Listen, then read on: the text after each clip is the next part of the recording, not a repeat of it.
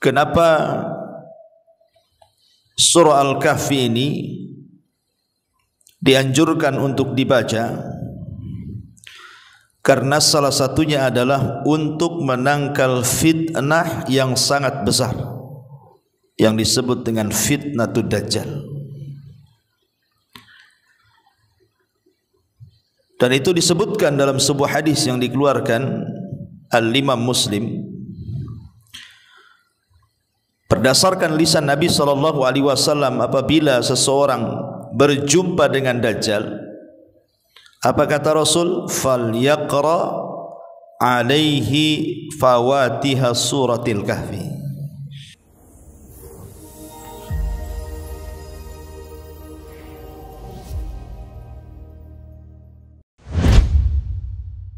Bismillahirrahmanirrahim. Assalamualaikum warahmatullahi wabarakatuh. Alhamdulillah wassalatu wassalamu ala Rasulillah wa ala alihi wa sahbihi wa mawalah wa la hawla wa la quwata illa billahi wa ba'du. Alhamdulillah, di pagi hari ini Allah Subhanahu wa ta'ala masih memberikan kesehatan kepada kita, masih bisa diberikan kesempatan untuk bertalabul ilmi di Masjid Nurul Hidayah.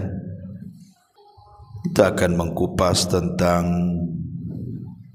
pelajaran-pelajaran besar yang terdapat dalam surah Al-Kahfi. Ma'asyiral muslimat yang dimuliakan Allah Subhanahu wa ta'ala, kita tahu bahwa surah Al-Kahfi ini adalah satu surat yang dianjurkan membaca di malam dan hari Jumat. Karena Nabi SAW yang mengatakan dari hadis Abi Sa'id Al-Khudri radhiyallahu an, man qara'a surat Al-Kahfi lailatal jum'ati adha'a lahu min nuri fima bainahu wa bainal baitil atiq. Barang siapa yang membaca surah Al-Kahfi pada malam Jumat, ia akan diterangi dengan cahaya di antara ia dan juga Ka'bah. Hadis ini dikeluarkan oleh Imam Ad-Darimi dalam sunannya dan disahihkan oleh Syekh Nasiruddin Al-Albani dalam kitabnya Sahih At-Targhib.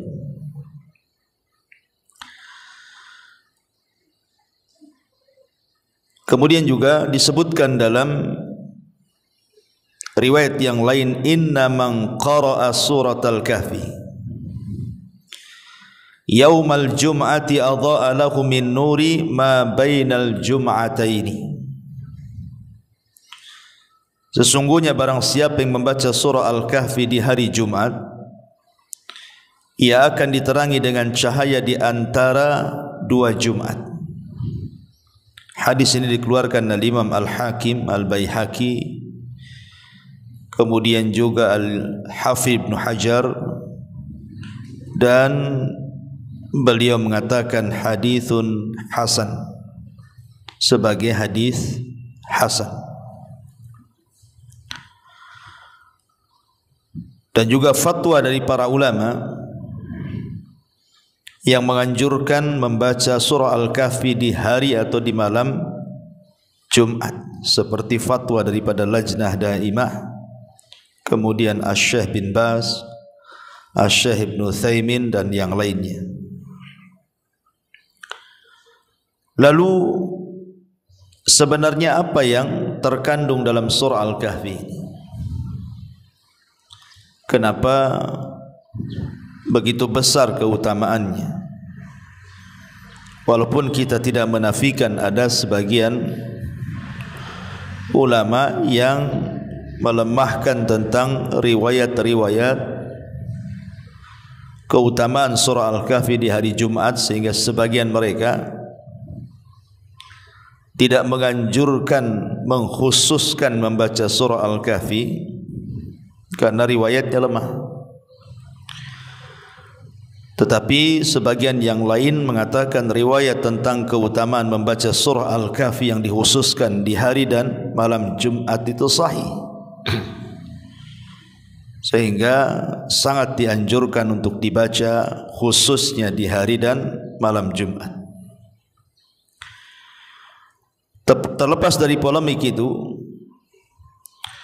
kita akan membahas beberapa poin penting dalam surah Al-Kahfi ini. Karena masalahnya, di antara alasan ulama kenapa surah Al-Kahfi ini dianjurkan untuk dibaca, karena salah satunya adalah untuk menangkal fitnah yang sangat besar yang disebut dengan fitnatud dajjal. Dan itu disebutkan dalam sebuah hadis yang dikeluarkan Al-Imam Muslim berdasarkan lisan Nabi SAW. Apabila seseorang berjumpa dengan Dajjal, apa kata Rasul? Falyaqra alaihi fawatiha suratil kahfi. Maka bacalah di hadapan Dajjal itu permulaan surah Al-Kahfi, dan dalam riwayat akhir daripada surah Al-Kahfi. Ma'asyiral muslimat yang dimuliakan Allah Subhanahu wa taala, di dalam surah Al-Kahfi ini terkandung 4 poin yang sangat-sangat penting sekali untuk dibahas, di mana 4 poin ini rangkuman daripada fitnah-fitnah Dajjal. 4 poin ini rangkuman daripada fitnah Dajjal. Makanya kenapa surah Al-Kahfi ini bisa menangkal fitnah-fitnah Dajjal. Sebagai gambaran, kita tahu bahwa Dajjal ini adalah makhluk yang Allah Subhanahu wa taala ciptakan untuk memfitnah manusia. Saking dahsyatnya fitnah Dajjal itu, sampai-sampai setiap muslim meminta perlindungan kepada Allah dalam setiap salatnya, khususnya sebelum salam dan setelah doa tasyahud. Di situ kita disunnahkan untuk membaca Allahumma inni a'udzubika min fitnati jahannam wa min fitnatil mahya wal mamat wa min fitnati al-qabri wa min fitnati syarri masihi dajjal. Berlindung dari 4 perkara, salah satunya adalah fitnah Dajjal. Karena Nabi SAW yang mengatakan sejak zaman Adam diciptakan sampai kiamat dibangkitkan, tidak ada fitnah yang lebih besar melebihi fitnah Dajjal. Tidak ada fitnah yang lebih besar melebihi fitnah Dajjal sejak Adam diciptakan sampai alam semesta dikiamatkan. Makanya saking dahsyatnya fitnah Dajjal ini, sampai-sampai Nabi SAW banyak menceritakan kepada para sahabat. Sampai-sampai para sahabat itu karena seringnya diceritakan tentang fitnah Dajjal, sampai di antara mereka ketakutan. Bahkan suatu hari Nabi SAW pernah mendapati para sahabat sedang berkumpul di masjid. Kemudian Rasul menghampiri mereka, rupanya mereka sedang bicara tentang Dajjal. Kemudian para sahabat mengatakan, "Ya Rasulullah, jangan salahkan kami kalau kami ini terus terpikir dengan adanya Dajjal sampai kami mengira bahwa Dajjal itu ada di kebun kurma Madinah. Saking seringnya Rasul bicara soal Dajjal. Artinya Nabi SAW kalau ada kesempatan baik dalam khutbahnya atau sedang duduk-duduk bersama para sahabat atau sedang memberikan wejangan, maka terkadang Rasul menyinggung soal Dajjal. Jadi sering sekali bicara soal Dajjal. Karena salah satu penyebab Dajjal itu muncul ketika tidak ada satupun ustadz, da'i, khatib yang bicara soal Dajjal. Sehingga akhirnya Dajjal dilupakan, saat itulah Dajjal dikeluarkan. Ma'asyiral muslimat yang dimuliakan Allah Azza wa Jalla, kita fokus kepada surah Al-Kahfi. Lalu apa hubung kait antara surah Al-Kahfi ini dengan fitnah Dajjal? Ini yang kita akan bahas. Di dalam surah Al-Kahfi itu ada 4 kisah yang menarik. Pertama, kisah Ashabul Kahfi itu sendiri. Kisah Ashabul Kahfi itu sendiri.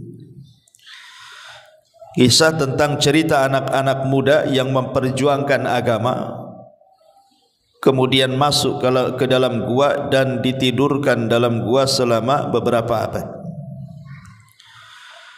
Kemudian yang kedua, ada kisah Ashab Al-Jannataini, kisah pemilik 2 kebun,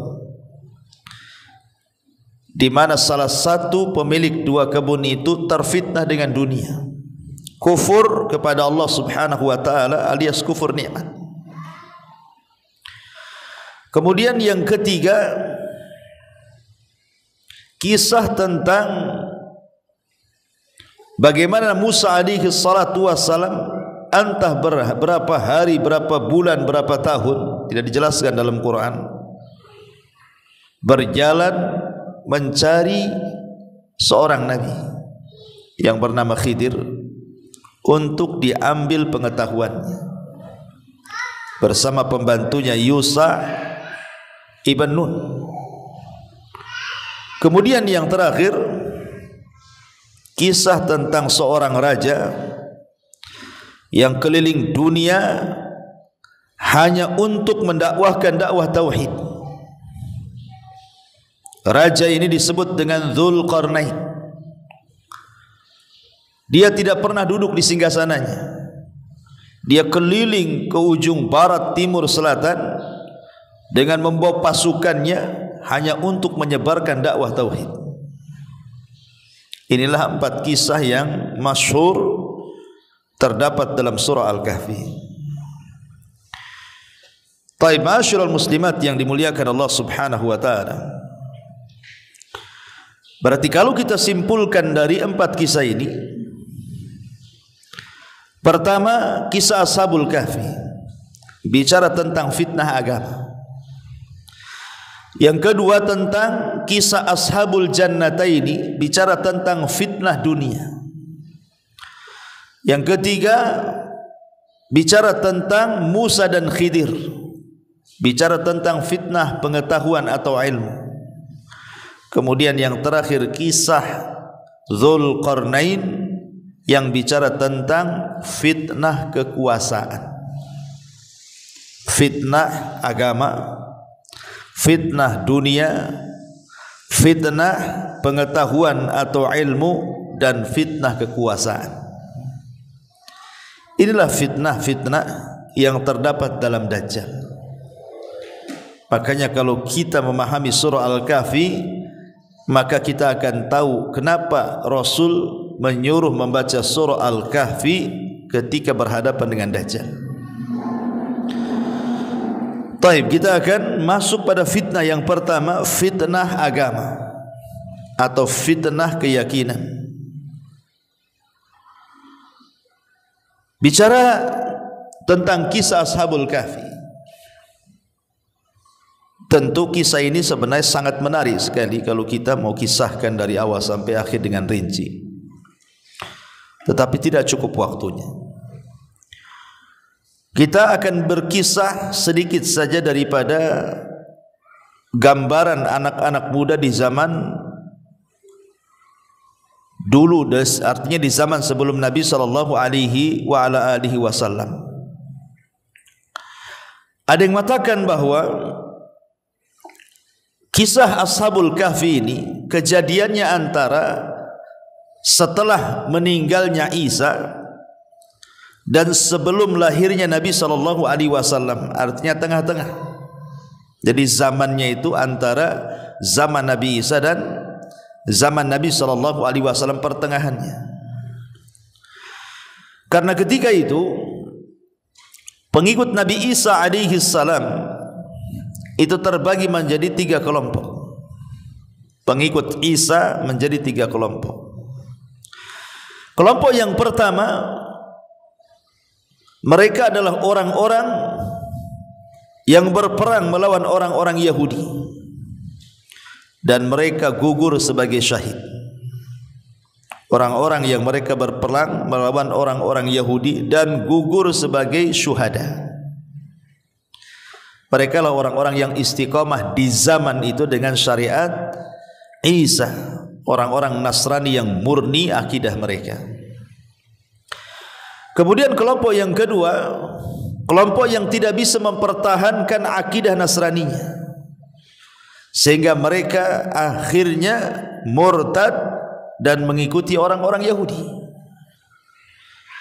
Kemudian kelompok yang ketiga inilah yang kemudian mereka istiqamah, berusaha mempertahankan akidah Isa bin Maryam dengan berbagai macam fitnah yang mereka hadapi. Mereka bersembunyi dan mereka terus memperjuangkan syariat Isa dan istiqamah. Lah inilah yang kemudian akar cerita Ashabul Kahfi ini, kelompok yang ketiga. Ma'asyiral muslimat yang dimuliakan Allah Azza wa Jalla, ada 2 versi tentang kisah Ashabul Kahfi ini. Versi yang pertama, karena jumlah Ashabul Kahfi ini tidak banyak, Al-Quran menyebutnya paling sedikit jumlah mereka 3 orang, dan yang keempatnya seekor anjing. Atau jumlah mereka adalah 4 orang dan yang kelimanya seekor anjing. Ataupun mereka adalah 5 orang yang keenamnya seekor anjing, atau mereka 7 orang dan yang ke-8-nya seekor anjing. Jadi paling banyak itu jumlah mereka 7 orang, paling sedikit jumlah mereka 3 orang. Tapi Allahu a'lam, pendapat yang kuat wallahu a'lam menurut jumhur mufassirin bahwa jumlah mereka 7 orang dan yang ke-8-nya seekor anjing. Ya. Jadi dahulu ada 7 pemuda ini mengadakan safar. Mereka para muwahhidun. Mereka adalah orang-orang yang istiqamah dengan ajaran Isa bin Maryam. Karena ingat, di zaman itu agama yang paling hak adalah agama Nasrani. Karena Islam belum ada. Tapi setelah Islam muncul, maka tidak bisa kita katakan Nasrani yang paling hak, justru Islam yang paling hak. Tapi di zaman itu memang Nasrani adalah agama yang paling hak, ajaran Isa itu, karena Rasul belum ada. Jadi 7 anak-anak muda ini sedang safar. Akhirnya lewat di sebuah kerajaan. Jadi lewat di sebuah kerajaan, dan kerajaan itu digerbang. Tidak bisa masuk ke kerajaan untuk melewati perjalanan mereka, kecuali harus lewat gerbang. Masalahnya kerajaan itu, di gerbang itu disediakan berhala. Siapapun yang lewat dari gerbang itu dan masuk ke kerajaan tadi, maka dia tidak boleh lewat kecuali harus menyembah berhala. Tidak boleh lewat. Sebab kalau tidak menyembah berhala dan tetap lewat, dibunuh. Akhirnya 7 orang ini ketika dihadapkan untuk menyembah berhala tidak maulah, karena mereka adalah orang-orang yang berakidah. Mereka orang-orang yang istiqamah dengan ajaran Isa bin Maryam. Terpaksalah kemudian mereka pun menunggu di luar gerbang itu. Lah saat menunggu di luar gerbang, secara otomatis mereka perlu makan, perlu minum dan begitu seterusnya. Kemudian mereka punya ide untuk membuat tempat pemandian. Ya. Jadi mungkin kayak sekarang ini toilet umum lah gitu ya. Jadi dipisah, ini untuk ikhwan, ini untuk akhwat gitu ya. Akhirnya kemudian setelah mereka membuat seperti itu, banyaklah orang-orang yang lewat sebelum masuk kerajaan, entah mereka ingin mandi, ingin buang hajat gitu ya. Maka mereka akan menggunakan jasa tempat pemandian yang dibuat oleh anak-anak muda ini. Ya, hanya dengan cara itu mereka cari uang kan gitu ya. Akhirnya kemudian lewatlah anak raja membawa wanita yang bukan istrinya, yang bukan mahramnya. Jadi ketika itu anak raja ini hendak masuk ke pemandian tersebut, maka oleh anak muda ini dilarang. Kalau engkau ingin masuk silahkan, tapi yang si wanita sebelah sana, tidak boleh ikhtilat. Ya. Tapi kemudian karena dia anak raja, dia sesumbar dan mengatakan, kau tidak tahu siapa saya ini anak raja, biarkan saya dengan wanita ini masuk. Akhirnya kemudian karena anak-anak muda ini juga tidak bisa apa-apa, dia anak raja situ. Akhirnya masuklah ke tempat pemandian itu dia dan wanita tersebut. Anak-anak muda ini geram, berdoa kepada Allah Subhanahu wa taala untuk ditimpakan sesuatu kepada anak raja itu. Akhirnya tiba-tiba Allah binasakan dia dan perempuan itu di tempat pemandian. Kabar ini sampai kepada raja, murka raja. Akhirnya kemudian disuruh menangkap anak-anak muda ini. Larilah anak-anak muda ini. Akhirnya sampailah mereka di sebuah gua. Sebelum sampai di sebuah gua, mereka ketemu dengan seorang penggembala kambing. Jumlah mereka 6. Kemudian penggembala kambing ini akhirnya beriman, mengikuti ajaran tuh 6 anak muda ini. Akhirnya ikut beriman, jadi jumlahnya 7. Dan penggembala ini memiliki seekor anjing. Akhirnya kemudian oleh penggembala inilah ditunjukkan kepada gua tadi. Masuklah kemudian anak-anak muda ini dan penggembala tadi, dan anjingnya disuruh jaga di depan pintu gua. Akhirnya Allah tidurkan sampai 3 abad lebih. Ini satu versi tentang kisah Ashabul Kahfi. Versi yang kedua yang masyhur, dan ini yang masyhur kalau ini ya, yang banyak dikisahkan. Jadi Ashabul Kahfi itu bukan orang biasa. Mereka adalah anak-anak para pejabat. Mereka anak-anak orang kaya. Mungkin kalau di zaman sekarang ini anak-anaknya wali kota, anaknya gubernur, anaknya anggota DPRD, dan begitulah. Pokoknya bukan sembarang orang, anak-anak para pejabat, orang-orang kaya. Jadi suatu hari kerajaan ini membuat semacam pesta kerajaan, pesta raya yang biasa dilakukan oleh kerajaan sekian tahun sekali. Dan itu wajib setiap daerah mengirimkan para perwakilannya untuk hadir di pesta kerajaan itu. Lah salah satu perwakilan itu adalah para pejabat dan juga anak-anaknya. Disuruh hadir ke pusat, ya, meramaikan apa yang disebut dengan pesta raya kerajaan itu. Masalahnya pesta raya kerajaan itu ada sesembahan berhala.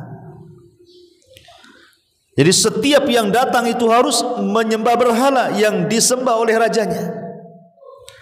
Lah akhirnya kemudian anak-anak muda ini yang tidak ada koordinasi satu dengan yang lainnya itu, yang pikirannya masih fitrah mentauhidkan Allah, tidak mau. Tapi kan belum berkumpul karena tidak tahu mana satu yang beriman dari anak-anak raja itu. Rupanya ada sebagian mereka tidak mau, akhirnya menyingkir dari pesta itu. Kemudian duduk. Kemudian datang lagi yang menyingkir, kemudian duduk di sebelahnya. Kemudian lain lagi menyingkir, duduk di sebelahnya. Ini tidak ada koordinasi anak muda ini. Tidak kenal pun satu dengan yang lainnya. Akhirnya kemudian mereka mau tanya ini takutnya intel, takutnya apa gitu, tapi memberanikan diri saling bertanya, kenapa tidak ikut pesta itu dan malah menyendiri di situ. Disitulah mulai angkat bicara satu dengan yang lainnya bahwa mereka tidak setuju dengan perayaan itu. Rupanya setelah berkumpul jumlah mereka sampai 7 orang. Ya. Ada yang mengatakan 3 orang, ada yang mengatakan 5 orang, ada yang mengatakan 7 orang gitu ya. Tapi pendapat yang kuat wallahu alam 7 orang. Semuanya anak-anak pejabat. Lah rupanya ketika mereka sama sekali tidak mau menyembah berhala kerajaan itu, sampailah berita ini kepada intel raja bahwa anak-anak pejabat ada yang tidak mau menyembah berhala. Ditangkaplah 7 anak muda ini. Ditangkap ya. Akhirnya kemudian mereka diberikan kesempatan untuk berfikir beberapa hari. Kemudian mereka pun akhirnya setelah mengajukan beberapa hari untuk berfikir, 1, 2, 3 hari mereka akan menyembah berhala atau tidak gitu ya. Karena ada ancaman dari raja, lah kesempatan berfikir selama 1, 2, 3 hari itu digunakan untuk kabur. Mereka lari dari kerajaan dan raja pun murka, disuruh mengejar anak-anak muda ini. Sampailah kemudian di sebuah gua. Di sebuah gua, akhirnya mereka masuk ke dalam gua tersebut. Kemudian Allah tidurkan 3 abad. Itu sekilas saja kisah Ashabul Kahfi dari 2 versi itu. Ya, intinya bahwa dari 2 kisah ini Allah Subhanahu wa taala hendak memberikan pelajaran kepada kita tentang pentingnya mempertahankan akidah, pentingnya mempertahankan sebuah agama. Makanya di dalam Al-Quran Allah mengatakan dalam surah Al-Kahfi itu pelajaran bagi Rasul apa? Fala'allaka bakhi'un nafsaka ala atharihim illam yu'minu bihadal hadithi asafa inna ja'alna ma'alal ardi zinatan laha linabluwahum ayyuhum ahsanu amala. Maka barangkali engkau wahai Muhammad akan mencelakakan dirimu karena bersedih hati setelah mereka berpaling, sekiranya mereka tidak beriman kepada Al-Quran. Sesungguhnya kami telah menjadikan apa yang ada di bumi sebagai perhiasan baginya untuk kami menguji mereka siapa di antara mereka yang terbaik perbuatannya. Jadi ini jadi pelajaran bagi Nabi SAW. Seolah-olah Ashabul Kahfi ini menjadi inspirasi bagi Rasul di permulaan dakwahnya. Bagaimana Ashabul Kahfi itu di permulaan dakwahnya dikejar-kejar, mau dibunuh oleh raja zalim kan gitu ya. Sampai akhirnya mereka bersembunyi di gua. Dan itu yang dialami Nabi. Bagaimana Nabi SAW di permulaan dakwahnya harus bersembunyi di rumah Arqam bidaril Arqam. Dan tidak boleh ada yang bercerita, sebab kalau persembunyian itu tahu bisa masalah gitu. Sebagaimana Al-Kahfi sembunyi dalam gua, maka Rasul bersembunyi di rumah Arqam bidaril Arqam, berdakwah di situ, pelan-pelan mengajak manusia. Dan di sini juga ada pelajaran bahwa seberat apapun ujian manusia, jangan pernah melepaskan agama, jangan pernah melepaskan keyakinan. Lihat Ashabul Kahfi, mereka masuk ke dalam gua, padahal mereka anak-anak pejabat loh. Mereka bukan orang biasa, mereka orang-orang yang memiliki dunia. Di tangan mereka kenikmatan dunia. Mereka bisa tidur di kasur-kasur empuk, mereka bisa makan dengan makanan yang lezat, mereka bisa menyuruh dayang-dayang dan pelayan-pelayan mereka. Tapi itu semua ditinggalkannya, malah tidur pula di tanah, di dalam gua, ketakutan dikejar-kejar, hanya mempertahankan iman dan juga akidah dan agamanya. Ini penting ya. Kalau dalam kondisi kita ditekan saja, kita disuruh untuk mempertahankan agama, kok di zaman sekarang ini tidak ada tekanan agama malah pindah agama? Enggak ada tekanan agama itu, malah pindah agama di zaman sekarang ini. Hanya gara-gara pernikahan dengan orang kafir, kemudian terfitnah dengan dunia, pindah agama dia, naudzubillah. Ya, ini kan persis seperti yang disabdakan Nabi SAW, nanti di akhir zaman itu akan terdapat fitnah seperti penggalan malam. Paginya beriman, sorenya kafir. Sorenya beriman, paginya pula kafir, gitu ya. Kenapa? Karena menjual agama mereka dengan dunia yang sangat murah, kata Rasul. Taib, ma'asyiral muslimat yang dimuliakan Allah Azza wa Jalla, di sini ada keteguhan yang luar biasa dari Ashabul Kahfi sebagai pelajaran bagi kita bahwa sesulit apapun seseorang jangan sampai menanggalkan iman. Lihat Nabi SAW saat mendihar istri-istrinya. Dia tidur di ruangan yang sampingnya itu adalah kandang kuda. Jadi ini kandang kuda, di sini ada ruangan gitu. Ketika itu Umar bin Khattab radhiyallahu anhu adalah orang yang marah kepada Hafsah. Karena Hafsah putrinya, jangan-jangan lantaran Hafsah Rasul marah kemudian mendiharnya. Dan Abu Bakar juga sama marah dengan Aisyah. Jangan-jangan Aisyah inilah yang membuat Rasul marah. Akhirnya Umar bin Khattab ingin berjumpa karena terjadi berita waktu itu Rasul menceraikan istri-istrinya. Maka Umar ingin memastikan apakah betul Nabi menceraikan istri-istrinya termasuk putrinya Hafsah. Jadi dicarinya Rasul, rupanya ada di ruangan yang sangat sederhana di samping kandang kuda. Di situ Rasul tidur, ya. Jadi Umar bin Khattab radhiyallahu anhu izin masuk tapi tidak diberikan izin. Mungkin Umar ini takut kalau Rasul tidak suka mendengar soal pembicaraan soal istri-istrinya. Jadi Umar ini berteriak kepada orang di sekitarnya yang menjaga siapa yang boleh masuk, siapa yang tidak, bahwa aku tidak akan membicarakan soal rumah tangga Nabi. Ketika kemudian Rasul mendengar bahwa maksud Umar tidak akan membicarakan itu, baru Rasul mau. Artinya Rasul tidak mau membicarakan itu sebenarnya. Maka Umar pun dipersilahkan masuk. Disitulah Umar kaget. Dia melihat Nabi SAW tidur di atas pelepah kurma. Kemudian Umar terbayang bagaimana kekuasaan Kisra, kekuasaan Kaisar, gitu ya. Bagaimana Raja Romawi, mereka diagungkan dengan dunia yang melimpah di hadapan mereka, kasur yang empuk, dayang-dayang, makanan yang enak, kemudian juga kerajaan Persia, Najasyi dan begitu seterusnya. Sehingga Umar mengatakan kepada Rasul, ya Rasulullah, aku sudah pernah melihat Kaisar, Kisra, Najasyi, gitu ya.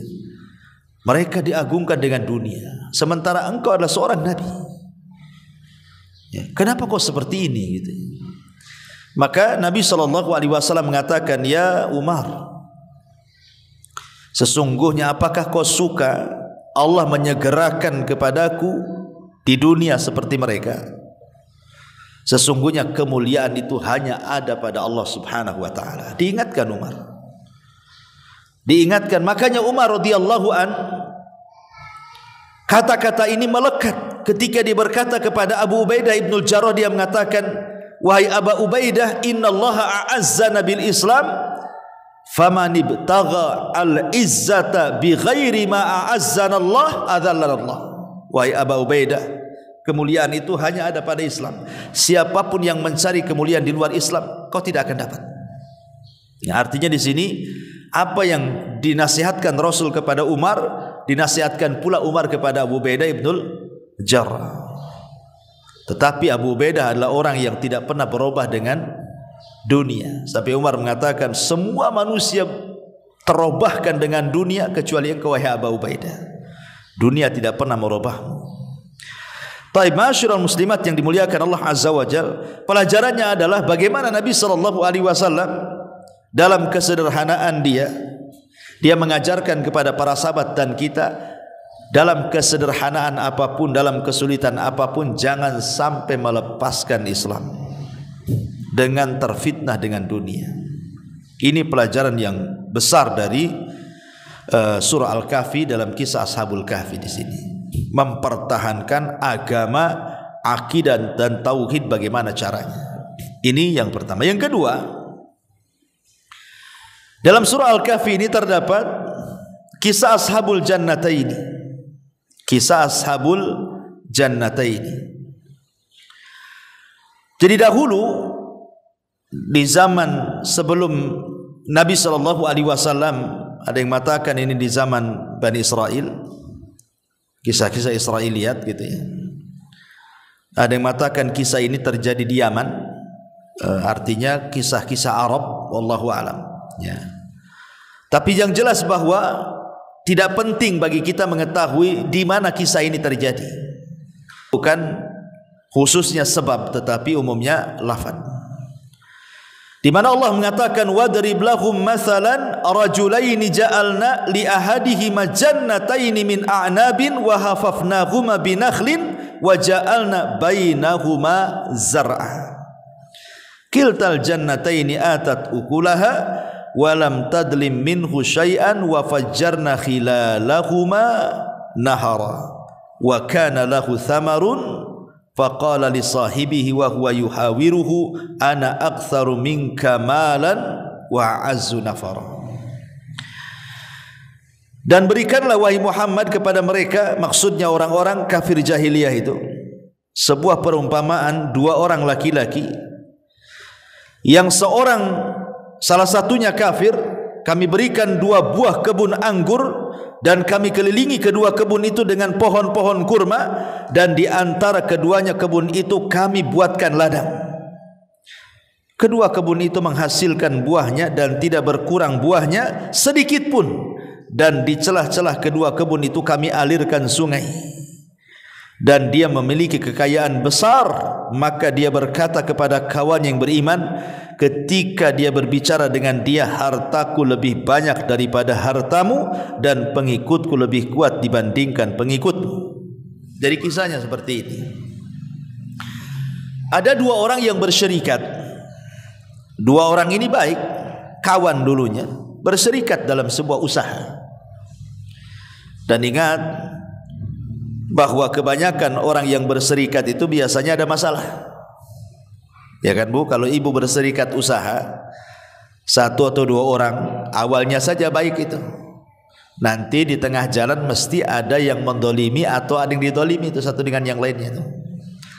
Makanya ada di antara manusia itu yang tidak mau berserikat dalam usaha, takut ada masalah. Karena Allah yang mengatakan wa inna katsiran minal khulata la yabghi ba'dukum ba'dha. Kebanyakan orang berserikat itu biasanya ada yang melakukan kezaliman. Memang begitu, orang yang berserikat itu pasti ada kezaliman di dalamnya. Kecuali orang-orang yang memang mengikuti syariat, itu pun sedikit. Ya, kebanyakan orang yang berserikat dalam usaha pasti ada yang dizalimi. Ya. Lah, sebagaimana dua orang ini berserikat dalam sebuah usaha, ada masalah. Kemudian keduanya berencana untuk pisah, mengambil saham masing-masing. Maka 50% diambil oleh salah satu dari keduanya, kemudian 50% diambil yang lainnya. Sudah, akhirnya pisah dari usaha. Sama-sama memegang modal masing-masing, 50%, 50%. Masalahnya yang satu beriman, yang satu kufur. Yang satu beriman ini ketika dibagi sahamnya, dia sedekahkan semuanya. Jadi hartanya itu disedekahkan semuanya lillahi ta'ala, karena Allah subhanahu wa ta'ala. Tapi yang kufur ini bakhil, hartanya tidak ada yang disedekahkan secuil pun. Justru dia dibelikan dua kebun. Dia beli dua kebun, kemudian sisanya dia gunakan untuk menikah, sisanya dibelikan untuk budak membayar supaya bekerja di kebunnya, dan begitu seterusnya. Pokoknya kontras lah, yang satu diinfakkan, yang satu mengejar dunia. Dengan berjalannya waktu, rupanya yang kufur nikmat ini Allah subhanahu wa ta'ala berikan rizki yang luas. Kebunnya, kebun anggurnya ini menghasilkan buah yang luar biasa. Kemudian pagarnya adalah pohon-pohon kurma. Kemudian di tengah-tengahnya ada ladang-ladang lagi yang bisa ditanami selain daripada kurma dan anggur. Kemudian air yang masuk ke kebunnya adalah air yang sangat jernih yang tidak harus dirawat, tanpa harus ada tenaga. Dan Allah tidak pernah menghentikan buahnya, artinya tidak ada musimnya, buah terus. Ya, coba bayangkan tuh. Ya. Kalau kita kan kalau mau mangga ada musimnya, mau duren ada musimnya. Di sana enggak. Ya. Jadi anggurnya tidak ada musimnya, bisa dipetik kapan saja. Kurmanya tidak ada musimnya, termasuk tanaman-tanaman lain tidak ada musimnya. Akhirnya lambat laun jadilah dia kaya. Dan ini pelajaran. Kalau ada orang yang diberikan kekayaan seolah-olah usahanya itu tidak pernah gulung tikar, buka ini berhasil, buka itu berhasil, buka ini berhasil. Kan ada orang yang seperti itu tuh. Dia buka usaha apa saja berhasil. Ya, ingat bahwa ketika Allah Subhanahu wa taala bukakan rizki kepada manusia sementara dia kafir, atau mungkin dia tidak salat, atau mungkin dia fasik, tapi dalam usaha dia bagus, bukan berarti itu keberhasilan. Itu istidraj. Ya, sebagaimana orang ini kan, orang ini kafir, tapi Allah berikan kekayaan. Ini namanya istidraj. Sengaja Allah Subhanahu wa taala buka rizki seluas-luasnya, tapi ingat ada waktu Allah menghancurkannya. Jadi jangan tertipu. Itu hanya istidraj saja. Bukan menunjukkan bahwa kalau Allah bentangkan kekayaan tanda Allah cinta kepadanya. Tidak. Ya, karena kekayaan itu bukan barometer cinta dan tidaknya Allah kepada hamba. Karena namanya kaya itu berserikat antara mukmin dan kafir masalahnya. Qarun kaya, kemudian Sulaiman juga kaya, Abu Jahal kaya, Abu Bakar juga kaya. Artinya kekayaan itu berserikat mukmin kafir, sehingga bukan menunjukkan tanda sayang Allah kepada hamba dengan banyaknya kekayaan. Ya. Jadi orang ini diberikan luas luar biasa kekayaannya. Kebunnya semakin maju, kekayaannya semakin banyak, pengawalnya semakin banyak, dan begitu seterusnya. Jadi suatu hari kawannya yang beriman ini sudah ludes hartanya karena diinfakkan di jalan Allah. Dia hanya mengharap surga saja. Jadi dia sedang kesulitan ekonomi. Daripada dia kerja kepada orang, dia teringat kawannya yang dulu pernah berserikat dengan dia, yang sekarang jadi kaya. Boleh jadi kalau dia bekerja kepada mantan kawannya dulu yang berserikat, itu kan lebih mudah urusan-urusannya. Rupanya terbalik. Ketika dia datang melamar, tiba-tiba datang saja dia dibodoh-bodohkan. Lihat bodoh kau ini, dulu kau banyak harta seperti aku katanya. Kenapa kau infakkan? Kenapa kau tidak seperti aku, dibelikan kebun, dibelikan sampai kau kere sekarang? Nah, gitu bahasanya. Malah dibodoh-bodohkan kawannya ini. Ya. Sebab dia infak malah dibodoh-bodohkan. Tetapi yang kawan orang yang kufur ini dengan zalimnya kepada dirinya, dia pun mengatakan, ma'adunnu antabida hadhihi abada. Aku kira kebun ini tidak akan binasa selamanya.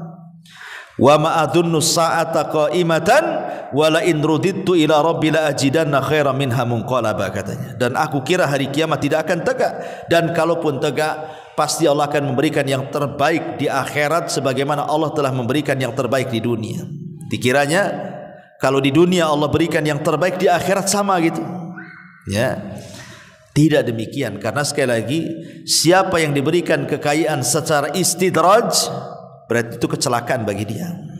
Kalau Allah memberikan kekayaan karena istidraj, sengaja dibukakan, padahal dia tidak sholat, padahal dia tidak puasa, padahal dia tidak zakat, padahal dia kafir gitu ya. Ingat, ini kekayaan istidraj, artinya ada batasnya. Allah sengaja membentangkan untuk dihancurkan. Akhirnya terjadilah hiwar, saling adu hujah gitu ya. Yang satu ngejek, yang satu ngingatin, yang satu ngejek, yang satu ngingatin, gitu saja sampai pada waktunya. Intinya dia tidak mau menerima sebenarnya, tapi dia ingin menunjukkan kesombongan kekayaannya dengan mengejek kawannya dan begitu seterusnya. Sampai sebelum orang ini pergi, dia mau tunjukkan kebunnya. Ya. Karena dia mengatakan, saya lebih banyak hartanya daripada kamu, saya lebih banyak pengikutku daripada kamu. Ayo, kalau enggak percaya, lihat kebunku. Ketika masuk dalam kebunnya, yang kawan orang yang beriman ini mengingatkan, ya, Walaula iddakhalta jannata qulta masyaallah la quwata illa billah. Cobalah sebelum kau masuk kebunmu itu jangan lupa membaca masyaallah la quwata illa billah. Seolah-olah apa orang ini mengatakan, orang yang beriman ini, bahwa kebun ini milik Allah, bukan milik kamu. Maka katakan masyaallah. Kalau bukan karena kehendak Allah, kamu tidak akan kaya, gitu ya. Katakan masyaallah. La quwata illa billah. Engkau ini tidak ada daya dan kekuatan, semua milik Allah kok, kan itu. Rupanya dia tidak mau mengucapkan kalimat itu. Apa yang terjadi? Akhirnya Allah binasakan kebunnya, anggurnya jatuh ke parap-parapnya sehingga tidak tersisa satu tanaman pun kecuali Allah binasakan. Dari sini kita tahu bahwa kisah ini menunjukkan bagaimana orang-orang ini terfitnah dengan kekayaan. Ya, orang ini kan terfitnah dengan kekayaan seolah-olah dunia itu segala-gala baginya. Tidak. Lah Dajjal itu datang di akhir zaman dengan membawa fitnah dunia. Kalau Dajjal mengatakan kepada langit hujan, hujan tuh langit itu. Kalau Dajjal mengatakan kepada bumi tumbuh, tumbuh bumi itu. Kalau Dajjal mengatakan kepada bumi, keluar pembendaharaan kamu, keluar semuanya, emasnya, peraknya, jamrudnya, macam-macam dari perut bumi itu. Apapun yang dikehendaki Dajjal dari kenikmatan dunia, Allah berikan kekuatan kepada Dajjal untuk fitnah. Dajjal memiliki rububiyah Allah, tapi sengaja Allah berikan itu untuk memfitnah manusia, gitu maksudnya. Makanya kenapa di akhir zaman itu yang paling banyak terfitnah, maaf, itu ibu-ibu tuh. Yang paling banyak terfitnah itu ibu-ibu. Saking takutnya bapak-bapak sama istrinya, sama anak perempuannya, sama bibinya, sampai dirantai. Dirantai di rumahnya. Dipasung bahasa kitanya, jangan sampai dia keluar berjumpa dengan Dajjal. Sebab kalau seandainya ibu-ibu ini berjumpa dengan Dajjal, minta sesuatu, kemudian Dajjal penuhi permintaannya, maka ibu akan kelepek-kelepeklah di depan Dajjal. Minta apa bu? Minta tas. Langsung dikasih tuh. Ambil tuh di mall tuh. Minta apa lagi? Minta emas. Ada di depannya. Pakai semua. Kuningkan badanmu. Ya. Mau apa? Sama suami saja nggak dikasih, sama Dajjal dikasih. Bagus ikut Dajjal, kan begitu logikanya. Minta sama suami, tak dikasih. Minta sama Dajjal, dikasih pula, kan gitu ya. Makanya banyak ikut Dajjal. Ya. Ini menunjukkan bahwa Dajjal itu mau fitnah dunia. Makanya dalam surah Al-Kahfi juga diterangkan tentang kisah orang-orang yang terfitnah dengan dunia. Ini yang kedua. Yang ketiga, ya, dalam surah Al-Kahfi ini juga ada kisah tentang Musa dan Khidir. Ini fitnah ilmu, fitnah pengetahuan. Dahulu di zaman Nabi Musa ini suatu ketika pernah berceramah di hadapan Bani Israel. Kemudian setelah berceramah, adalah Bani Israel ini tiba-tiba nyeletuk di hadapan Nabi Musa dan mengatakan, "Ya Musa, adakah orang yang lebih alim daripada kamu?" Kata Nabi Musa, "Tidak ada." Ucapan Musa ini benar. Memang di zaman itu belum ada orang yang mengungguli Nabi Musa. Siapa yang bisa mengungguli Nabi Musa dari segi pengetahuan? Dia seorang nabi, dia seorang rasul, dia ulul azmi, dia kalimur rahman, dia orang yang paling masyhur dari nabi-nabi Bani Israel, padanya kitab Taurat, macam-macam keutamaan Musa itu. Sehingga wajar kalau umpamanya ketika Musa ditanya, ada enggak orang yang lebih alim dari kamu? Kata Musa, tidak ada. Ucapan Musa benar. Cuman yang jadi masalah, Musa ketika mengatakan tidak ada itu lupa mengucapkan kalimat insya Allah. Itu saja sebenarnya. Harusnya Musa mengatakan insya Allah tidak ada, gitu maksudnya. Tapi Musa main mengatakan tidak ada. Makanya atabahullah, Allah hukum Musa karena menasabkan kepada dirinya. Harusnya dinasabkan kepada Allah. Insya Allah tidak ada, harusnya kan begitu. Dan dari sini menunjukkan pentingnya ucapan insya Allah. Karena nanti di akhir zaman Ya'juj wa Ma'juj itu kan dikurung tuh di benteng Dzulqarnain, tidak bisa keluar. Tetapi ketika pimpinan Ya'juj dan Ma'juj itu ketika menggali lubang, diilhamkan mengucapkan insyaallah, besoknya jebol tuh dinding tuh. Karena kan setiap hari Ya'juj dan Ma'juj itu kan melubangi. Kalau sudah lubang tinggal sedikit lagi gitu mau tembus, kemudian datang malam hari, kata pimpinannya, pulanglah kita, istirahat, besok kita lanjut. Ketika besok dilanjut, rupanya lubang itu sudah kembali semula, nggak ada bekas lubangnya lagi, digali lagi. Kemudian kata pimpinan, besoklah kita gali lagi. Rupanya besoknya datang sudah nggak ada lubangnya, kembali ke semula gitu. Tapi nanti di akhir zaman tuh pimpinan Ya'juj dan Ma'juj itu akan mengatakan, nahfiru ghadan insyaallah. Sudah, ini sudah malam. Insyaallah besok kita akan gali lagi. Ketika pimpinannya diilhamkan mengucapkan insyaallah, mereka datang, lubang itu tidak kembali semula, masih ada. Makanya mereka meneruskan. Dan pimpinannya mengatakan, insyaallah besok kerja lagi. Mereka datang lagi, rupanya lubang ini tidak kembali semula, tetap lubangnya seperti itu, digali lagi, terus akhirnya jebol dan mereka berhasil keluar. Lihat bagaimana dahsyatnya kaul insyaallah di sini. Sampai orang kafir sekelas Ya'juj dan Ma'juj saja bisa keluar gara-gara ucapan insyaallah gitu maksudnya. Makanya ketika Musa lupa mengucapkan insyaallah, akhirnya kemudian Nabi Musa alaihi salatu wassalam pun dihukum oleh Allah, dan Allah katakan ada orang yang lebih alim daripada kamu. Kemudian Allah mengatakan seorang laki-laki yang bernama Khidir, dia punya pengetahuan yang engkau tidak punya. Dia punya pengetahuan yang engkau tidak punya. Sebenarnya secara tingkatan-tingkatan derajat, Musa itu jauh lebih mulia dibandingkan Khidir. Karena Khidir ini diperselisihkan kenabiannya. Apakah dia nabi? Apakah dia wali? Ada yang mengatakan dia nabi, ada yang mengatakan dia wali. Paling tinggi derajatnya nabi saja, tidak sampai ke derajat rasul. Tapi Musa ini kan bukan hanya nabi, rasul, ulul azmi, Kalimur Rahman, punya kitab Taurat gitu ya. Gak ada apa-apa kalau mau dibanding-bandingkan antara Khidir dengan Musa ini. Musa jauh lebih mulia. Tapi Allah subhanahu wa ta'ala ingin mengajarkan kepada Nabi Musa apa? Menundukkan kesombongan dan menanamkan rahmat, kasih sayang. Sebab kalau orang sudah hilang kesombongan, pasti akan tertanam kasih sayang. Tapi ketika orang itu tertanam kesombongan, maka yang terjadi adalah kerasnya hati sehingga dicabut rahmat pada dirinya. Jadi pelajaran terbesar sebenarnya pada kisah Nabi Musa dan Khidir itu adalah dua perkara ini. Berusaha untuk tidak sombong, berusaha untuk menanamkan rahmat kasih sayang. Dari mana kita tahu? Karena Allah subhanahu wa ta'ala memerintahkan Musa yang jauh lebih mulia belajar kepada yang di bawahnya. Artinya kan melepaskan kesombongan di situ. Ya. Yang kedua, menanamkan rahmat.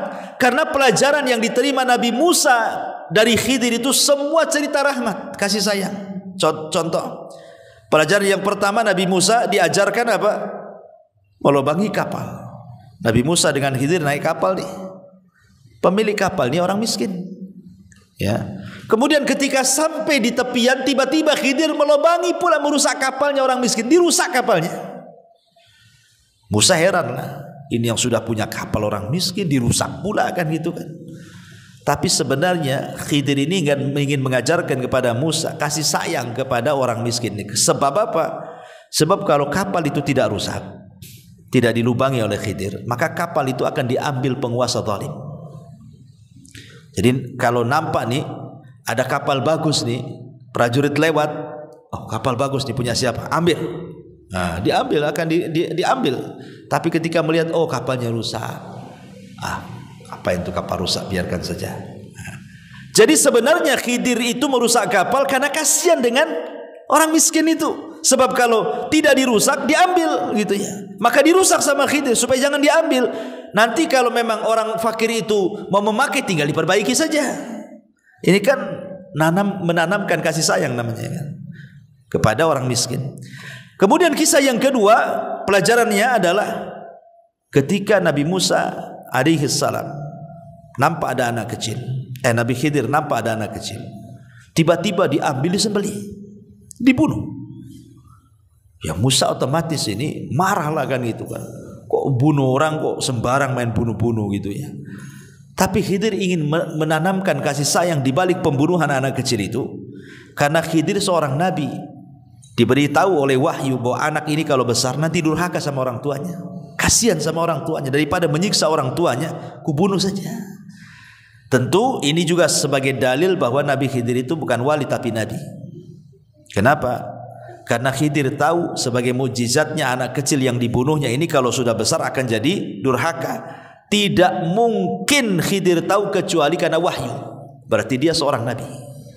Itu bagi yang berpendapat Khidir nabi gitu ya. Berarti di sini pun ada pelajaran kasih sayang.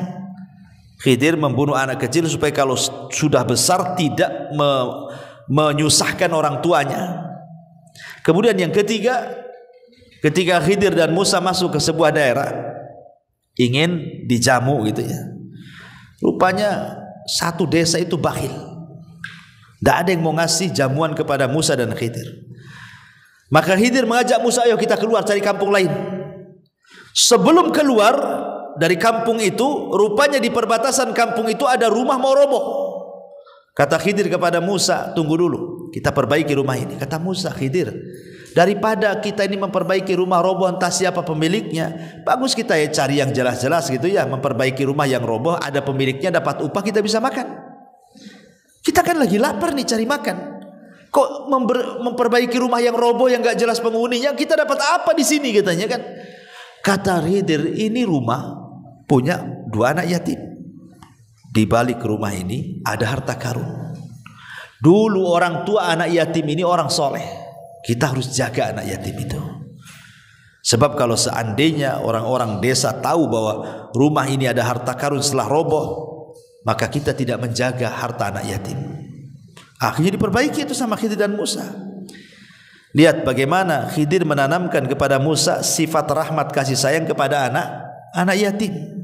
Ya, yang pertama orang miskin, yang kedua kepada orang tua, yang ketiga kepada anak yatim.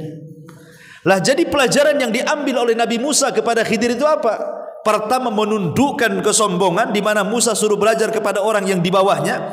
Yang kedua, pelajaran-pelajaran Khidir kepada Musa semua bicara soal apa? Soal kasih sayang. Ya, itu pelajaran besarnya yang bisa kita petik dari kisah Khidir dan Musa. Dan lebih daripada itu, Khidir mengajarkan kepada Musa tentang luasnya rahmat Allah, luasnya pengetahuan Allah. Ketika Khidir berada di perahu bersama Nabi Musa, nampaklah ada burung terbang nukik gitu ya. Kemudian burung ini mengambil seteguk air lautan kemudian terbang lagi.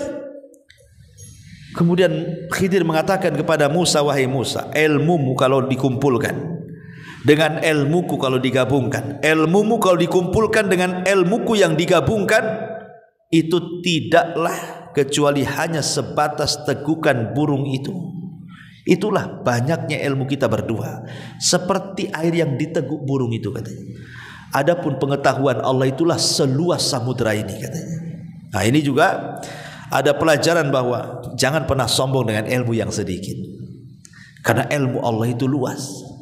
Khidir ini seolah-olah mengingatkan, kan Musa ini kan waktu berceramah dikatakan kan sama Bani Israel, wahai Musa, ada nggak orang yang lebih alim? Kata Musa nggak ada katanya.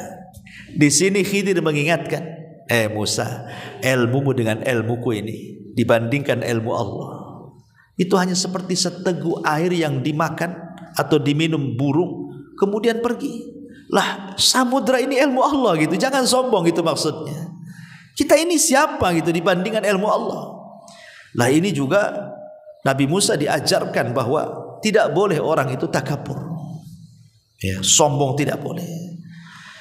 Ma'asyiral muslimat yang dimuliakan Allah Azza wa Jalla, Dajjal itu salah satu fitnahnya adalah sombong, kesombongan. Karena dia seolah-olah memiliki pengetahuan yang tidak dimiliki manusia. Dia diberikan rububiyah Allah Subhanahu wa taala yang tidak diberikan kepada manusia dengan pengetahuannya Dajjal itu. Makanya kemudian Dajjal itu sanggup menyuruh langit untuk hujan-hujan, menyuruh langit untuk kering-kering, menyuruh bumi untuk tumbuh-tumbuh, menyuruh bumi untuk kering ya kering. Pokoknya luar biasa Dajjal itu. Sampai-sampai ada orang anak muda ini beriman, punya pengetahuan, talabul ilmi, mencari Dajjal, ya, mencari Dajjal, kemudian ketemu sama prajuritnya dan mengatakan, mau kemana kamu? Saya mau berjumpa dengan Dajjal. Oh, tidak bisa, engkau tidak mungkin berjumpa dengan Tuhan kami, kata pengikutnya itu. Tetapi kemudian Dajjal mengetahui bahwa ada anak muda yang beriman yang ingin berjumpa. Kata Dajjal, biarkan dia berjumpa denganku, katanya. Kemudian anak muda yang beriman ini berilmu mengatakan, engkau adalah Dajjal, engkau adalah pendusta, engkau bukan Tuhan. Jadi di hadapan pengikutnya itu, kata Dajjal, kalau kutunjukkan sesuatu kepadamu, mau kau beriman bahwa aku Tuhan? Akhirnya anak muda, bahkan tidak, justru kalau engkau tunjukkan sesuatu makin yakin kau ini pendusta, katanya. Akhirnya anak muda ini dipegang, kemudian digergaji jadi dua. Kepalanya ini digergaji jadi dua belah, darah memuncrat kemana-mana, digergaji. Kemudian Dajjal lewat di kedua belah tubuhnya itu, di tengah-tengah tubuhnya Dajjal lewat tuh. Kemudian setelah lewat, orang ini kan terbelah menjadi dua, Dajjal lewat di tengah-tengahnya. Tiba-tiba Dajjal mengatakan kepada dua tubuh yang terbelah itu, menyatulah dan hiduplah. Akhirnya tubuhnya menyatu, hidup lagi. Ya, kata Dajjal, lihat, bukankah sudah aku tunjukkan kesaktianku? Maukah kau beriman kepadaku? Aku ini Tuhan. Kata anak muda ini, makin yakin kau adalah Dajjal, katanya. Justru makin yakin kalau ini kau Dajjal, awar, kafir, gitu ya kan. Akhirnya Dajjal emosi, kemudian mau menusuk anak muda ini dengan pisau dia.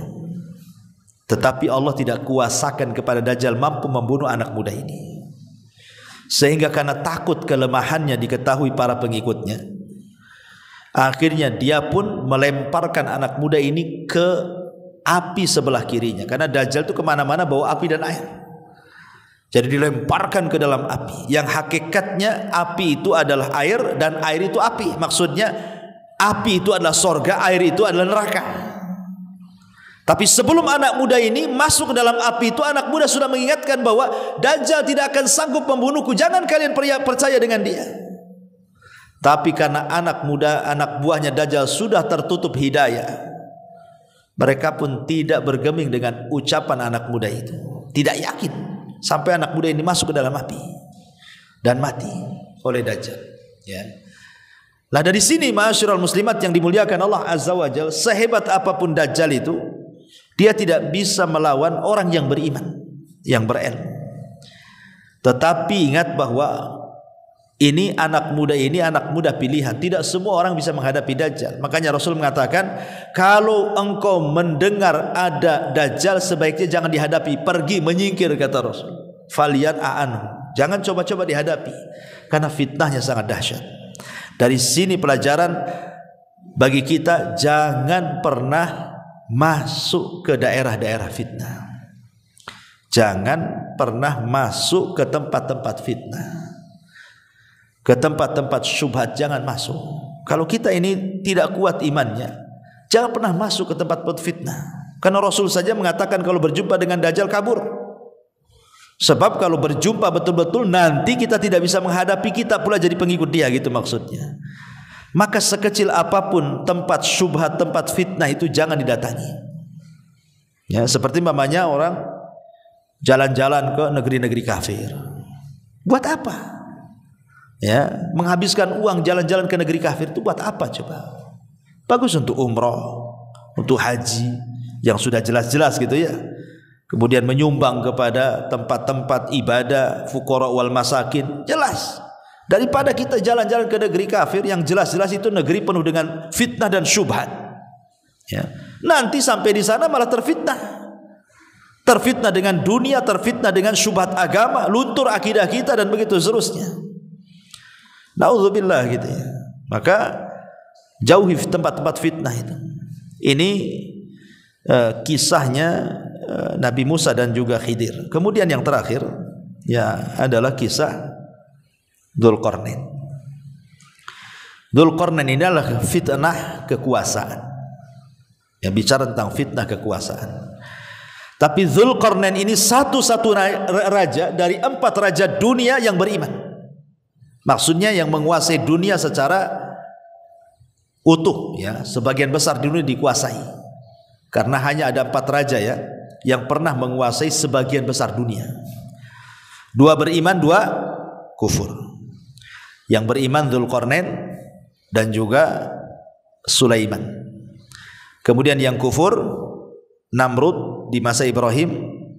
Kemudian yang kedua Bukhtu An-Nasr, Bukhtun Nasr yang pernah membantai orang-orang Yahudi Palestina, Raja Babylon ya, di zaman Nabi Yahya kalau tidak salah. Taib masyarul muslimat yang dimuliakan Allah Azza wa Jalla, salah satunya adalah salah satu dari fitnah dalam surah Al-Kahfi adalah fitnah kekuasaan. Tapi Dzulqarnain ini berbeda dengan Namrud yang terfitnah dengan kekuasaan dan berbeda dengan Bukhtun Nasr. Dia jadikan kekuasaannya untuk dakwah. Dia jadikan kekuasaannya untuk berdakwah. Jadi dia itu subhanallah melakukan perjalanan yang disebutkan dalam Al-Quran itu ke 3 arah. Jadi Dzulqarnain ini dia berjalan ke 3 arah disebutkan di dalam Al-Quran itu. Kemana saja coba? Pertama, Maghrib Syamsi.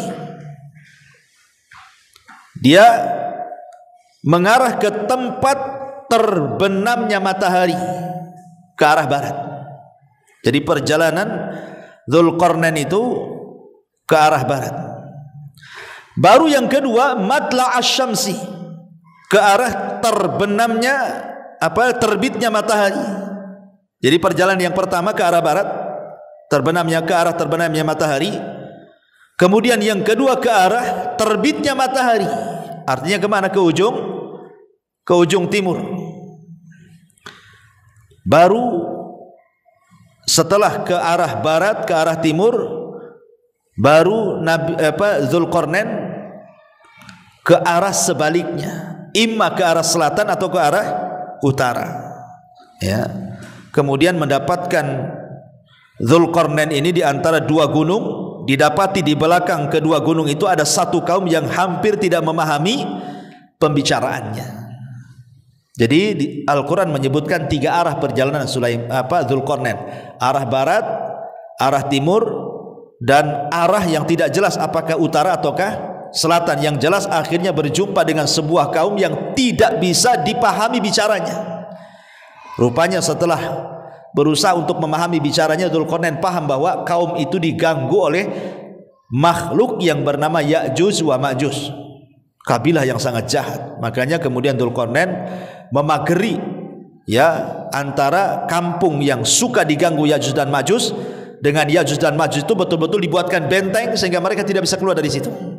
Dan benteng itu tidak bisa dijebol sampai kiamat dibangkitkan, karena jebolnya benteng itu berkaitan dengan tanda-tanda kiamat besar. Ya, apabila benteng itu jebol, berarti keluarlah Ya'juj wa Ma'juj. Kapan itu? Saat Isa bin Maryam sudah berhasil membunuh Dajjal. Baru keluar fitnah Ya'juj dan Ma'juj gitu ya. Tapi pelajarannya adalah di sini Dzulqarnain ini dia kemana-mana berdakwah. Dan dia orang yang suka memperbaiki wilayah-wilayah dan daerah-daerah kalau mau beriman. Jadi Dzulqarnain cuma 2, mau beriman atau mati. Kalau mau beriman, ku perbaiki daerah kalian. tapi kalau tidak beriman ku bantai semua kalian. Cuma dua saja, mati atau beriman. Itu ya. Makanya berhasil Dzulqarnain itu kemana-mana keliling dunia berdakwah, sehingga mengislamkan banyak manusia. Ada yang mengatakan, kata Syekh Utsaimin rahimahullah ta'ala, bahwa Dzulqarnain itu seorang raja yang masuk Islam karena dakwahnya Ibrahim. Jadi dia kalau melihat kurun zaman di zaman Dzulqarnain itu, maksudnya saat kurunnya sezaman dengan Nabi Ibrahim. Dzulqarnain itu sezaman dengan Nabi Ibrahim, karena yang mengislamkan Dzulqarnain adalah Ibrahim, yang mengajarkan tauhid kepada Dzulqarnain adalah Ibrahim. Bahkan pernah suatu ketika tawaf bersama, ya, Ibrahim dengan Dzulqarnain. Dari situlah kemudian Dzulqarnain mengemban tugas yang sangat besar, dakwah tauhid yang diajarkan Ibrahim kepadanya, dan dia jadikan kekuasaannya sebagai alat dakwah keliling dunia, ya. Lah sebagaimana Dzulqarnain ini keliling dunia berdakwah tauhid, Dajjal ini sebaliknya.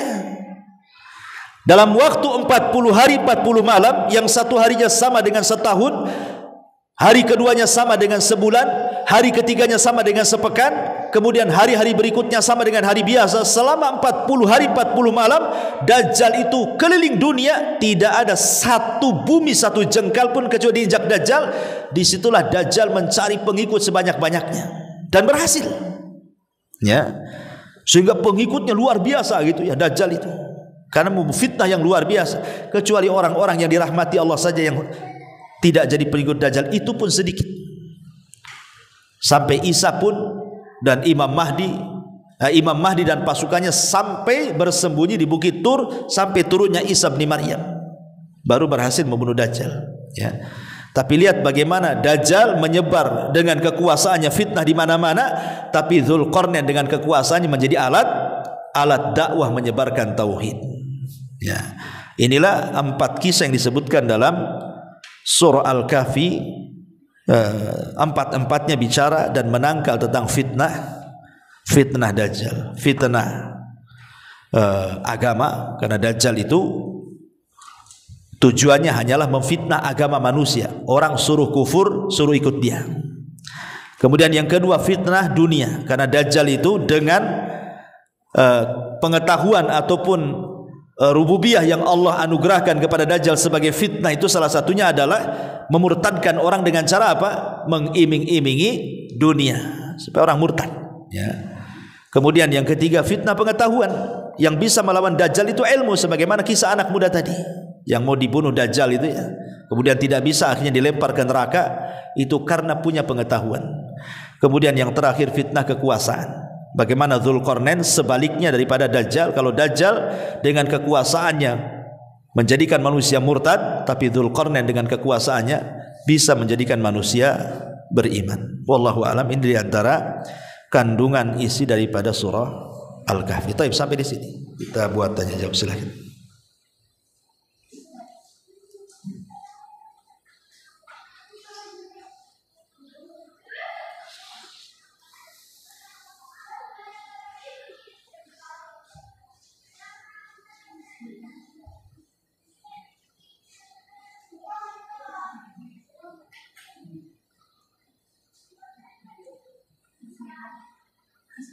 Iya. Kalau orang itu kan itu belajar, hari itu kan orang itu belajar dengan perempuan. Kalau orang itu enggak semuanya itu tobatnya itu tobatnya itu seperti apa bagaimana? Kalau ada yang itu belajar, dia langsung mati apa bagaimana? Kan ada yang suka dengan makanan itu, aku kan katanya itu tobat atau bagaimana? Kalau sudah ikut Dajjal akan sulit keluar dari Dajjal.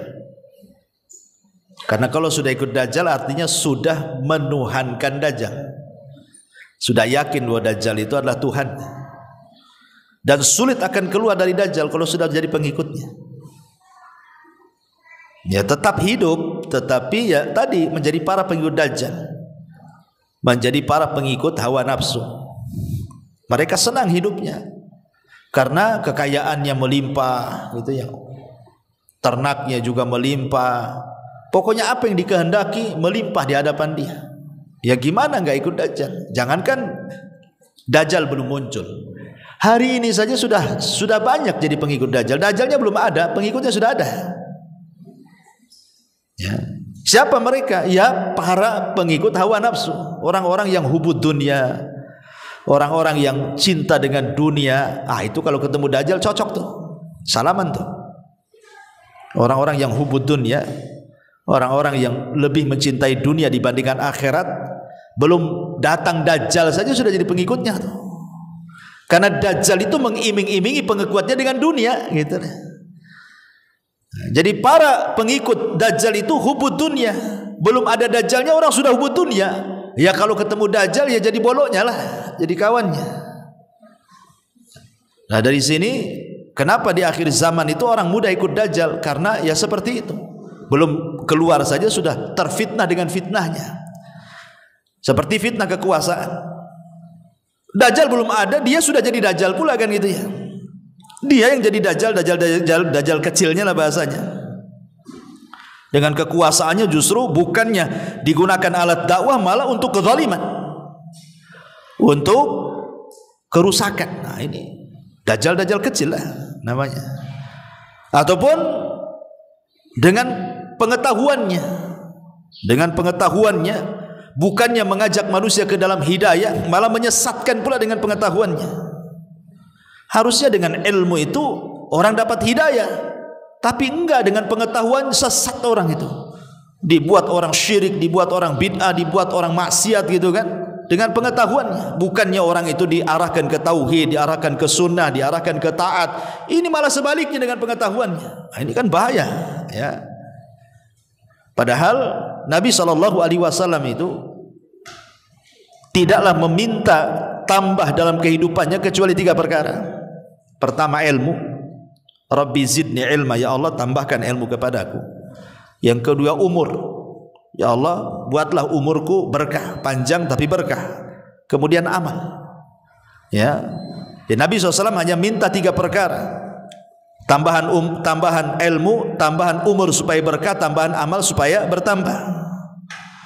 Selebihnya Rasul tidak meminta tambah, apalagi harta, apalagi apa, enggak. Bahkan kekuasaan pun Nabi SAW lebih baik berjumpa dengan kawan-kawannya di Rafiqil A'la saat Jibril menawarkan gitu ya, apakah mau kau lanjutkan kekuasaanmu dan Allah berikan kenikmatan yang banyak? Kata Rasul, tidak, sebaiknya aku meninggal saja, aku ingin berjumpa dengan kawan-kawanku di Rafiqil A'la. Rasul menghindar, tidak mau ya kan? Nah, intinya bahwa kalau jadi pengikut Dajjal ya sudah, dia kan gak akan keluar dari situ. Wallahu a'lam.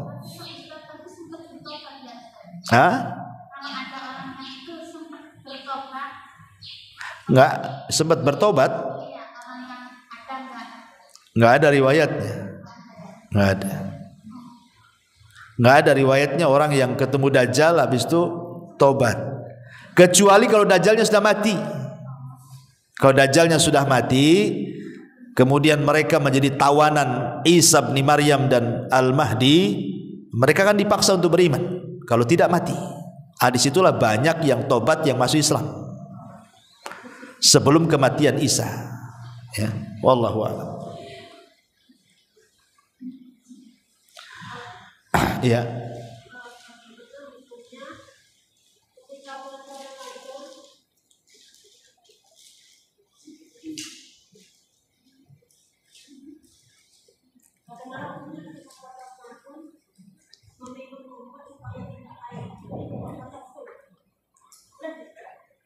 Oh, meminum obat haid supaya bisa puasa full gitu.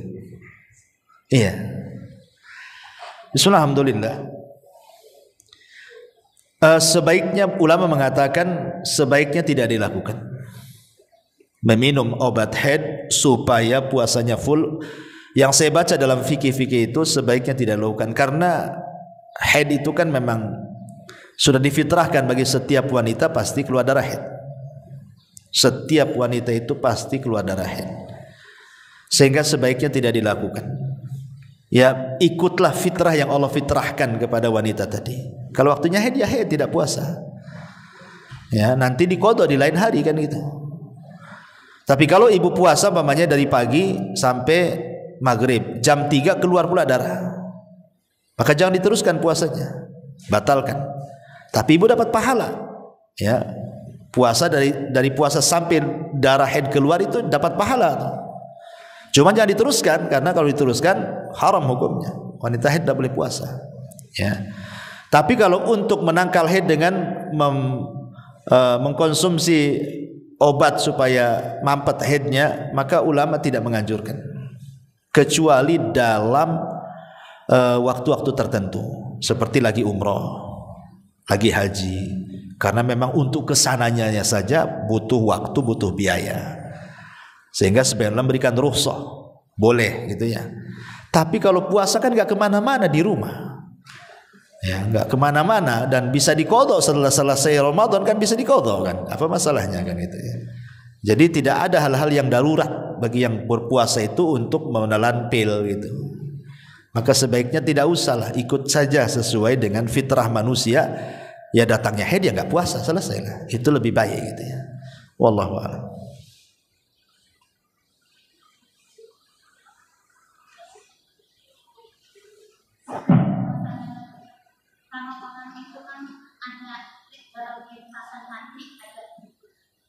Contohnya ada perkataan Ustaz kan kemarin bilang kalau orang yang kasar hati katanya enggak tetap di dicatat ya Ustaz. Kalau kita ngomong di kasar hati, orang terlintas dalam hati katanya dicatat. Iya. Kalau kata-kata kufur seperti kan bin salatin itu yang bin salatin itu gimana? Dimaafkan nggak Ustaz? Apa? Kan kata-kata bin salatin itu kan katanya itu perkataan kufur kan Ustaz? Bin Salabin? Iya. Bin salatin itu yang ada orang surat. Iya itu. Yang mana itu? Nggak tahu. Itu katanya itu katanya itu untuk penyembahan itu sama orang Nasrani atau orang Buddha yang itu loh kata-kata bin salatin. Seperti usulan mengatakan bin salabin abrakadabra gitu Ustaz. Ah, kenapa? Dalam hati ada semacam kayak lintasan kayak gitu itu Apakah ucapan bin salabin abrakadabra itu kalimat kufur? Dalam hati? iya katanya dicatat kalau lintasan dalam hati. Allahu a'lam, saya nggak tahu. Tapi bin salabin itu apa sih artinya? Bin itu apa? Bin itu salabin itu apa? Itu kan bahasa apa sebenarnya bin salabin itu? Nggak tahu saya. Ya kalau dalam kalimat bin salabin itu adalah dia isinya memanggil-manggil dewa, ya kan? Memanggil-manggil dewa, kalau itu bahasa Ibrani umpamanya, memanggil dewa-dewa tertentu, ya tidak boleh. Bisa saja mengandung kesyirikan. Kalau dalam bahasa itu bin salabin itu, bin itu mungkin nama dewa anu, salabin itu nama dewa anu, atau kakak beradik dewa gitu ya, bin adiknya, salabin kakaknya, kan nggak tahu juga, ya kan? Yang ada abrag-adabrag ini nggak tahu juga nih, itu bahasa apa kan? Allahu a'lam. Yang jelas panggilan-panggilan seperti itu lihat maknanya saja. Kalau maknanya memanggil-manggil jin, memanggil-manggil dewa, memanggil-manggil berhala, ya bisa tergandung kesyirikan.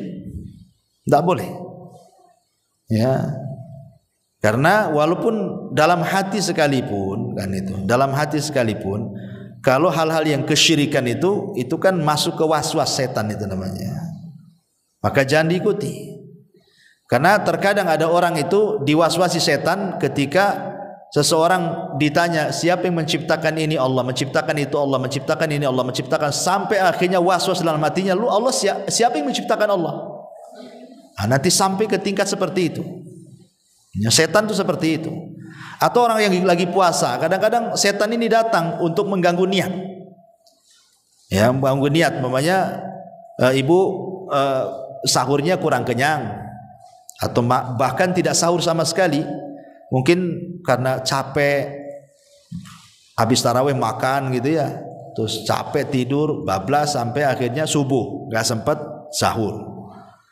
Ya, tapi ibu sudah niat puasa, ya sah-sah sajalah.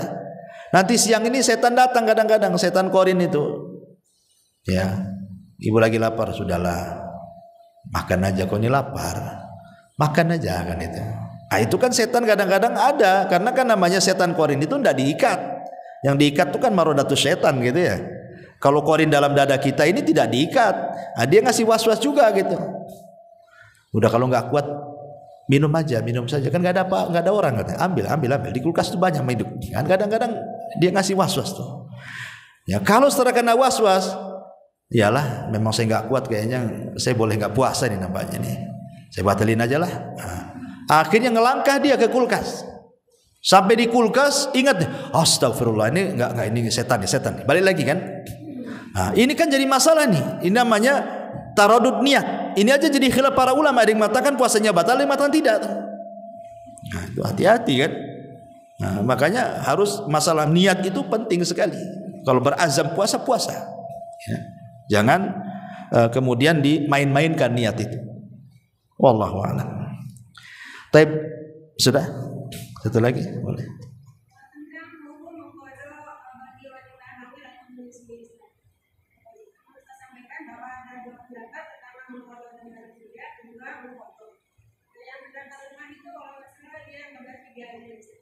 Di mana?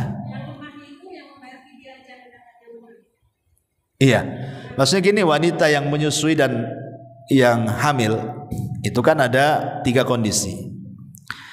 Kondisi yang pertama, dia buka karena takut kepada dirinya, bukan takut kepada janinnya.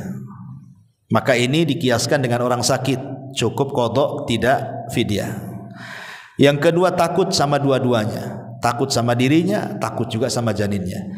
Takut sama dirinya, takut pula sama bayi yang disusuinya.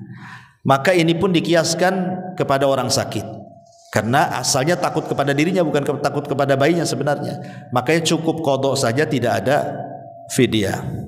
Yang jadi masalah yang ketiga, dirinya tidak ada masalah, ibu tidak ada masalah. Cuman kalau saya puasa nanti air susunya kurang, jadi masalah sama bayinya. Kalau saya tidak puasa nanti masalah asupan janinnya. Kalau saya sih nggak ada masalah. Nah, berarti dia membatalkan bukan karena dirinya, tapi karena orang lain, karena janin. Nah, ini yang jadi polemik. Ada yang mengatakan dalam mazhab Syafi'i dia harus membayar 2, qadha dan fidyah. Qadha bagi dirinya karena dia membatalkan, fidyah karena orang lain. Ya, dan yang membayar fidyah ya bapaknya lah, bukan ibu kan. Ya. Dan itu berdasarkan fatwa Ibnu Umar dan Ibnu Abbas. Nah, tetapi dalam mazhab yang lain, dalam mazhab Ahmad, Hambali dan yang lainnya, wallahu alam, kalau tidak salah, dia cukup qadha, tidak ada fidyah. Tidak ada fidyah. Dan ini fatwa Syekh Utsaimin mengatakan tidak ada fidyah. Wanita hamil menyusui, mau takut sama bayinya, mau takut sama dirinya, mau takut dua-duanya, semua qadha, tidak ada fidyah. Ya, itu fatwa Syekh Utsaimin. Ya, tapi kalau fatwa Syekh Ibrahim Ar-Ruhaili yang saya dengar di YouTube, dia mengatakan harus 2, qadha kepada dirinya, fidyah karena janinnya atau karena bayinya. Wallahu alam. Ini khilaf ulama lah kan itu. Nah.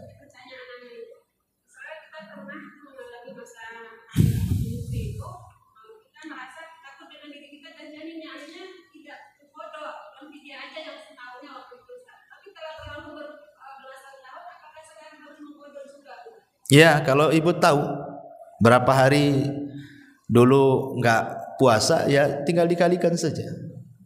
Yuridullahu bikumul yusra wa la yuridu bikumul usra. Allah mudah kok. Kalau ingat tahun dulu enggak ini bayar, ya tinggal puasa saja, itu kan dapat pahala. Sekalian dikoto.